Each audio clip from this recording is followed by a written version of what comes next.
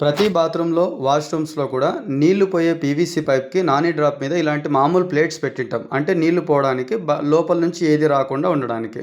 కానీ మేము డ్రైనేజ్ లేకున్న పైపు ఎయిర్ పైపు లేని కారణంగా బ్యాడ్ స్మెల్ విపరీతంగా ఇంట్లోకి వస్తుంటే హాల్లో కామన్ బాత్రూమ్ ఒకటి ఉంటే దాన్ని ఏం చేయాలని ఆలోచన చేసి ఇలాగా కంప్లీట్ క్లోజ్ అయ్యేలాగా, అంటే మనం దోశ కానీ ఏదైనా వేసేటప్పుడు ఎలాగైతే మూత వేస్తామో అలా కంప్లీట్గా క్లోజ్ అయ్యేలాగా ఒక నాని డ్రాప్ ప్లేట్ వేసాం.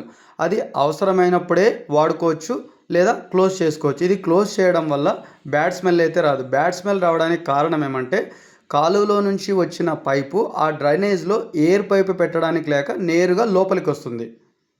ఆ లోపలికి రాకూడదంటే బాత్రూమ్ పైపులకు కూడా డెఫినెట్గా ఎయిర్ పైపులు పెడితే మంచిది. లెట్రిన్ పైపులకి ఎలాగో దీనికి అలాగా.